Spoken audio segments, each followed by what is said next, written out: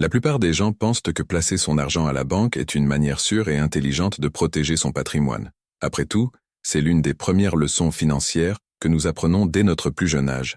Économiser, mettre de côté pour l'avenir et garder son argent en sécurité. Cependant, Robert Kiyosaki remet en question cette idée, affirmant que cette mentalité pourrait en réalité nuire à votre pouvoir d'achat au fil du temps. La vérité, c'est que votre argent en banque ne reste pas simplement immobile. Il perd en fait de la valeur, et cela se produit pour une raison que beaucoup ignorent, l'inflation. Bien que le solde de votre compte bancaire puisse sembler intact, ce que vous pouvez acheter avec cet argent diminue année après année. Autrement dit, même sans dépenser, vous vous appauvrissez. Mais pourquoi cela arrive-t-il? Et que font les riches différemment pour éviter ce piège financier? C'est précisément ce que nous allons explorer dans ce script.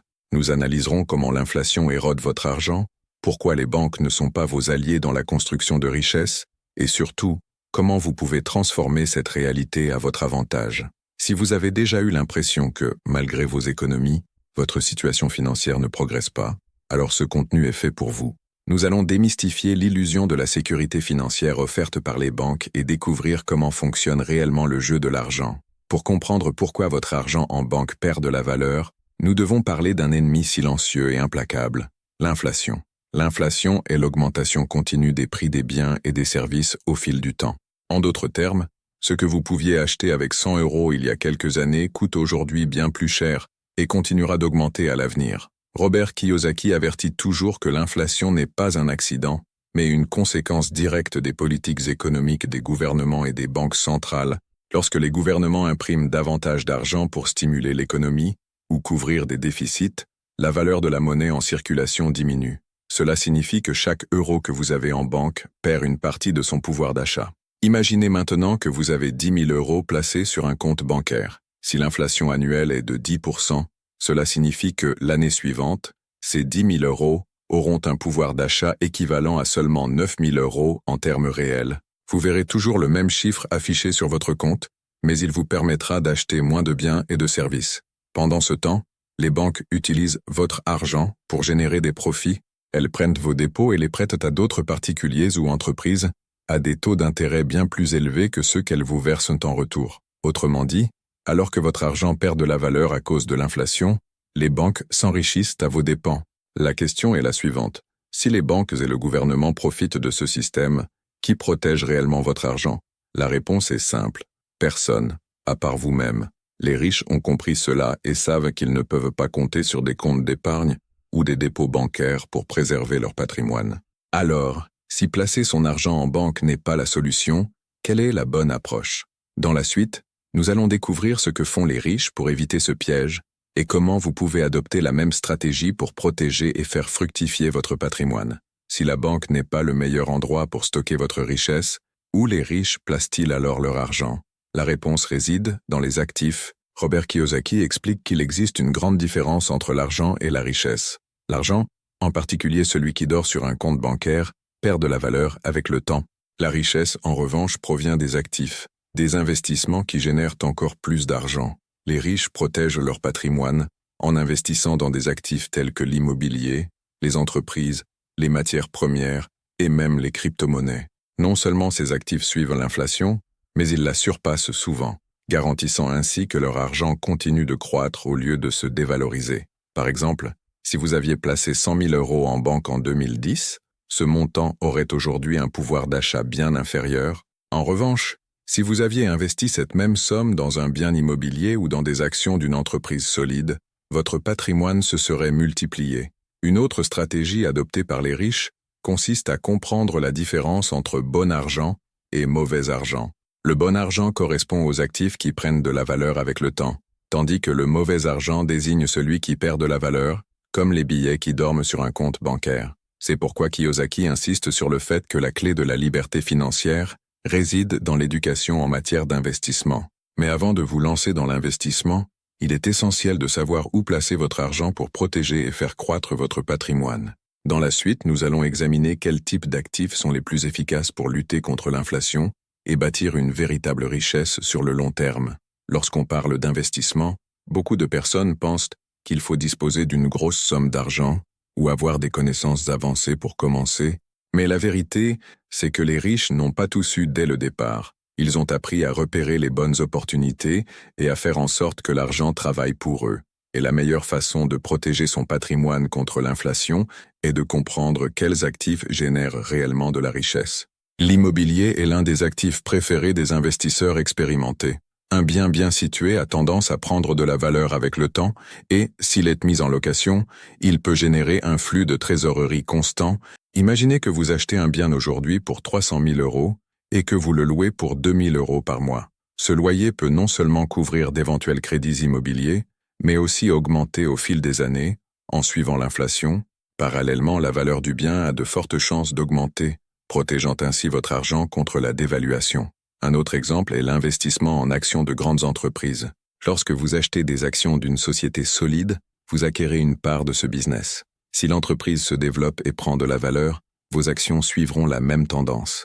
De plus, de nombreuses entreprises versent des dividendes, une part de leurs bénéfices, qui permettent aux investisseurs de générer des revenus passifs. En plus de l'immobilier et des actions, les riches investissent également dans les métaux précieux comme l'or et l'argent.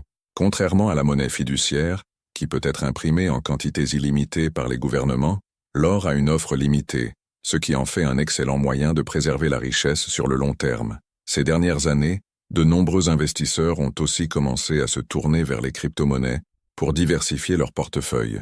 Bien qu'elles soient plus volatiles, certaines, comme le Bitcoin, sont perçues comme une protection contre l'inflation, car elles ne peuvent pas être créées à l'infini comme la monnaie traditionnelle. L'essentiel à retenir, c'est que laisser son argent dormir à la banque n'a rien de sûr. C'est au contraire un moyen garanti de perdre du pouvoir d'achat. La véritable sécurité réside dans l'apprentissage de l'investissement intelligent. Mais si l'investissement est si puissant, pourquoi la majorité des gens préfèrent-ils encore garder leur argent à la banque? Dans la suite, nous allons parler de la peur et de l'état d'esprit qui empêchent de nombreuses personnes de franchir le premier pas vers la véritable liberté financière. Si investir est un moyen si efficace de protéger et de multiplier son argent, pourquoi tant de personnes continuent-elles à laisser leur patrimoine dormir à la banque? La réponse réside dans la mentalité financière. Dès notre plus jeune âge, on nous apprend que la banque est un endroit sûr, que l'épargne est la clé de la stabilité et que prendre des risques financiers est dangereux. Pourtant, cette mentalité est précisément ce qui empêche la plupart des gens de s'enrichir. Robert Kiyosaki explique que la peur de la perte et le manque d'éducation financière sont les principaux obstacles à la création de richesses. Beaucoup de personnes évitent d'investir par crainte de perdre de l'argent. Elles pensent que les marchés financiers sont trop risqués, que l'immobilier demande trop de capital ou que l'or et les crypto-monnaies sont trop volatiles. Pourtant, la réalité est que le véritable risque ne vient pas des investissements eux-mêmes, mais du manque de connaissances à leur sujet. La peur de perdre de l'argent pousse souvent les gens à s'accrocher à ce qui leur est familier, comme un livret d'épargne ou un placement à faible rendement. Elles ont l'impression de sécuriser leur patrimoine, alors qu'en réalité elles regardent leur argent se déprécier lentement sous l'effet de l'inflation.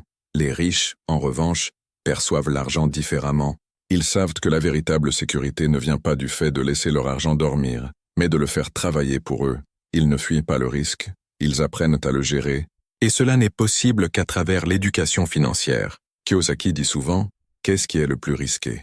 Investir dans des actifs qui peuvent prendre de la valeur, ou laisser son argent en banque, où il perdra inévitablement du pouvoir d'achat. Pour lui, le véritable danger réside dans l'inaction, dans le fait de rester enfermé dans un système qui profite aux banques et au gouvernement, mais pas aux individus. Changer de mentalité est essentiel. Au lieu de voir l'investissement comme un pari risqué, il faut l'envisager comme une stratégie clé vers la liberté financière. Cela demande de l'apprentissage, de la planification et une nouvelle manière de penser l'argent. Dans la suite, nous allons voir comment chacun, quel que soit son niveau de revenu actuel, peut commencer à investir de manière intelligente et sécurisée, surmonter ses peurs et franchir le premier pas vers l'indépendance financière. Maintenant que nous avons compris comment la mentalité peut être un obstacle à la croissance financière, une question essentielle se pose. Comment surmonter la peur et commencer à investir intelligemment? La bonne nouvelle, c'est que, contrairement à ce que beaucoup pensent, il n'est pas nécessaire d'avoir une grosse somme d'argent pour débuter. Ce qui compte réellement, c'est le savoir et la stratégie. Robert Kiyosaki insiste sur un point fondamental. Avant d'investir, il faut d'abord investir en soi-même, c'est-à-dire acquérir une éducation financière. Cela ne se limite pas à lire des livres ou à regarder des vidéos sur la finance, mais implique une compréhension approfondie du fonctionnement de l'argent et des différents types d'investissements capables de protéger son patrimoine contre la dévaluation.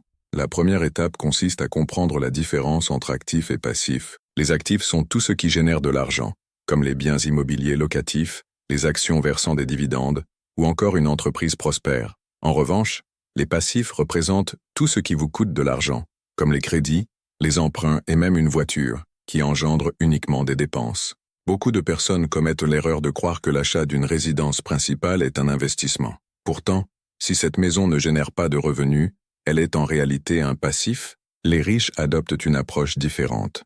Avant d'acheter un bien de consommation, ils acquièrent d'abord des actifs capables de générer un flux de trésorerie suffisant pour couvrir ce coût. Ainsi, ils font en sorte que l'argent travaille pour eux, plutôt que de travailler pour l'argent.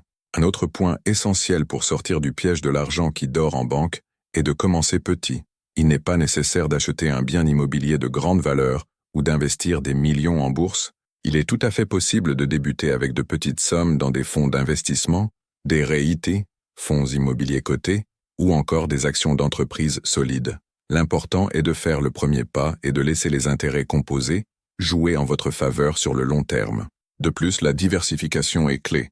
Les riches ne placent jamais tout leur argent dans un seul type d'actifs. Ils répartissent leurs investissements pour minimiser les risques et s'assurer d'avoir toujours une source de revenus qui fonctionne, quelle que soit la conjoncture. Mais même en connaissant ces principes, beaucoup hésitent encore à passer à l'action. Dans la suite, nous allons explorer les mythes et croyances limitantes qui empêchent les gens d'investir et comment les surmonter pour enfin sortir du cycle de la perte d'argent en banque. Même avec toute l'information disponible, beaucoup de personnes résistent encore à l'idée d'investir. Elles trouvent des excuses pour continuer à laisser leur argent en banque, sans réaliser que cette habitude les appauvrit lentement. Ce comportement est souvent lié à des croyances limitantes inculquées dès l'enfance et qui doivent être déconstruites. L'une des croyances les plus répandues est « investir, c'est pour les riches ». Cette idée vient du mythe selon lequel il faut une grosse somme d'argent pour commencer. La vérité, c'est que les riches sont devenus riches parce qu'ils ont investi, et non l'inverse. Ils ont souvent commencé avec peu, mais ils ont compris que la clé de la croissance financière est de faire travailler l'argent pour eux. Aujourd'hui, grâce aux plateformes numériques, n'importe qui peut commencer à investir avec de petites sommes et bâtir progressivement son patrimoine. Une autre croyance nuisible est « investir est trop risqué ». Le problème avec cette pensée, c'est qu'elle ignore un fait essentiel. Ne pas investir est également risqué. Laisser son argent dormir signifie le voir perdre de la valeur jour après jour. Le risque existe dans toute décision financière, mais il peut être maîtrisé. Les riches ne fuient pas le risque. Ils apprennent à le gérer grâce à la connaissance et à la diversification de leurs investissements. Il y a aussi ceux qui disent « Je préfère la sécurité plutôt que le rendement ». Cette idée découle de la peur de perdre de l'argent, mais la véritable sécurité ne consiste pas à laisser son argent en banque, elle réside dans l'apprentissage de la manière de le protéger et de le faire fructifier. L'une des plus grandes erreurs financières est de croire que la banque ou le gouvernement assureront votre stabilité à long terme. Le système financier est conçu pour profiter à ceux qui en comprennent les règles, et non à ceux qui se contentent de suivre ce qu'on leur a appris, sans remettre en question.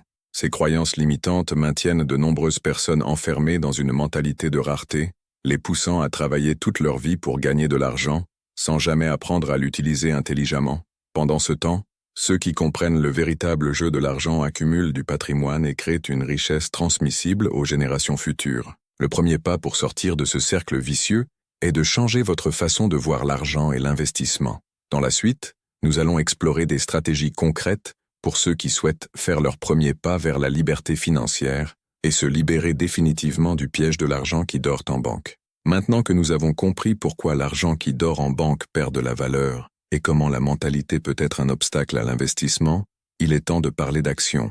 Après tout, la connaissance sans application pratique ne sert à rien. La question est donc, comment commencer à investir de manière intelligente et sécurisée? La première chose à faire est d'analyser votre situation financière actuelle. Combien d'argent avez-vous disponible pour investir?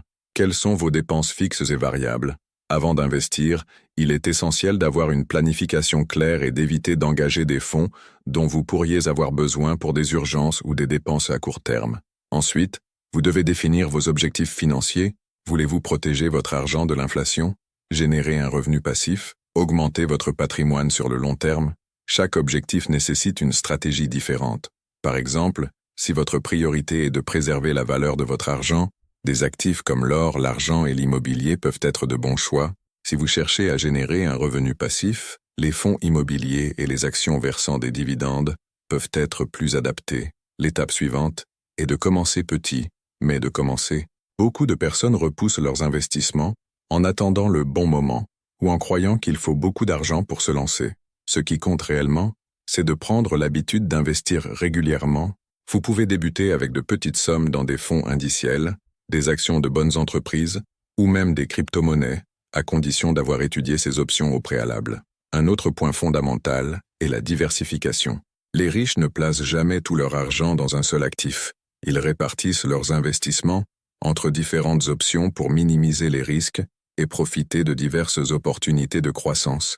Cela signifie que vous n'avez pas à choisir entre actions, immobilier ou or. Vous pouvez avoir un peu de chaque en fonction de votre stratégie et de votre profil d'investisseur. Et enfin, mais non des moindres, l'éducation financière continue. Le monde des investissements évolue en permanence, et ceux qui veulent bâtir leur richesse doivent suivre ces changements. Lire des livres, regarder des vidéos, suivre des formations et échanger avec des investisseurs expérimentés peut accélérer votre apprentissage et vous aider à éviter des erreurs courantes. Dans la suite, nous allons approfondir les différences entre les types d'investissements et voir comment chacun d'eux peut vous aider à protéger et multiplier votre patrimoine sur le long terme. Maintenant que nous avons compris l'importance de passer à l'action et de commencer à investir, explorons les différents types d'investissements et comment ils peuvent protéger et multiplier votre patrimoine. Chaque classe d'actifs a ses propres caractéristiques, et comprendre ces différences est essentiel pour prendre des décisions stratégiques. INA. L'immobilier, protection contre l'inflation et génération de revenus. L'immobilier est l'un des moyens d'investissement les plus traditionnels et reste une excellente option pour protéger son argent de la dévaluation. Lorsque vous achetez un bien pour le louer, il ne se contente pas de conserver sa valeur dans le temps, mais il génère également un flux de trésorerie mensuel grâce au loyer. De plus, les biens immobiliers ont tendance à prendre de la valeur, surtout dans les zones où la demande est en hausse. Pour ceux qui n'ont pas le capital nécessaire pour acheter un bien immobilier, une alternative accessible est d'investir dans des fonds immobiliers, REIT ou SCPI selon le pays. Ces fonds permettent à n'importe quel investisseur de posséder une part de grands projets immobiliers, comme des centres commerciaux ou des immeubles de bureaux, tout en percevant des revenus réguliers, sans avoir à gérer des locataires ou des frais d'entretien. Les actions, participation aux entreprises et croissance du patrimoine. Investir en actions signifie devenir actionnaire de grandes entreprises. Les entreprises bien gérées ont tendance à croître, ce qui entraîne une augmentation de la valeur de leurs actions. De plus, de nombreuses sociétés versent des dividendes, qui sont une part de leurs bénéfices redistribués aux actionnaires, créant ainsi une source de revenus passifs. Les investisseurs à long terme se concentrent sur des entreprises solides, qui continuent à se développer au fil des années. Un exemple emblématique est Warren Buffett, qui a accumulé sa fortune en investissant dans des entreprises bien administrées et en conservant ses actions pendant des décennies. 3. Or et argent. Protection contre les crises et la dévaluation monétaire. L'or et l'argent ont toujours été considérés comme des valeurs refuges en période de crise. Contrairement à la monnaie fiduciaire imprimée par les gouvernements, ces métaux précieux ont une offre limitée, ce qui en fait un excellent moyen de protection contre l'inflation et la dévaluation monétaire. De nombreux investisseurs allouent une partie de leur capital à ces actifs afin d'assurer une sécurité financière en cas d'instabilité économique. Ces dernières années, les crypto-monnaies se sont imposées comme une alternative d'investissement. Le Bitcoin, par exemple, est souvent considéré comme l'or numérique, car son offre est limitée, et il ne peut pas être manipulé par les gouvernements ou les banques centrales. Cependant, c'est un marché plus volatile, qui nécessite une bonne compréhension avant d'y investir. Chacun de ces actifs joue un rôle spécifique dans une stratégie financière bien structurée. Dans la suite, nous verrons comment combiner intelligemment ces investissements afin de maximiser la protection et la croissance de votre argent sur le long terme. Maintenant que nous avons exploré différents types d'investissements, la grande question est, comment les combiner intelligemment pour protéger et multiplier son argent? La réponse réside dans la diversification stratégique. Les riches ne misent jamais tout sur un seul actif. Ils construisent un portefeuille équilibré capable de résister à l'inflation, se protéger contre les crises et générer des revenus sur le long terme. La clé de cette stratégie est de comprendre le concept d'allocation d'actifs. Cela signifie répartir son capital entre différents investissements, en fonction de son profil et de ses objectifs financiers. Voici un exemple de répartition possible. 30% en immobilier et fonds immobiliers, pour assurer une protection contre l'inflation et générer des revenus passifs via les loyers. 30% en actions et fonds d'actions, pour bénéficier de la croissance des grandes entreprises et percevoir des dividendes. 20% en métaux précieux, or et argent, comme réserve de valeur en période d'incertitude économique. 10% en crypto-monnaie, pour diversifier et s'exposer à un marché émergent. 10% en liquidité ou investissement à haute liquidité, pour saisir des opportunités et faire face aux imprévus. Cette répartition n'est qu'un exemple et peut être ajustée en fonction de la tolérance au risque et des objectifs individuels. L'essentiel est d'éviter de placer tout son argent au même endroit, car cela augmente le risque de perte importante en cas de crise ou de chute d'un marché spécifique. Une autre stratégie clé utilisée par les riches est le réinvestissement des revenus. Au lieu de dépenser les profits générés par leurs investissements, ils les réinvestissent pour accélérer la croissance de leur patrimoine. Cela renforce l'effet des intérêts composés, où les gains génèrent de nouveaux gains avec le temps. Par exemple, si vous recevez des dividendes d'actions ou des loyers d'un bien immobilier, vous pouvez utiliser ces revenus pour acheter encore plus d'actifs, créant ainsi un cycle de croissance continue.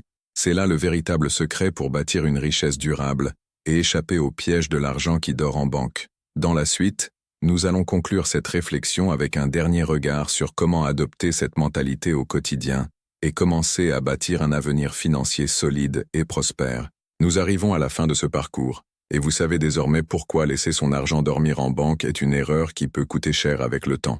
L'inflation réduit votre pouvoir d'achat, tandis que les banques utilisent votre argent pour générer des profits, vous laissant avec une fausse impression de sécurité financière. Mais les riches connaissent ce jeu et l'abordent différemment.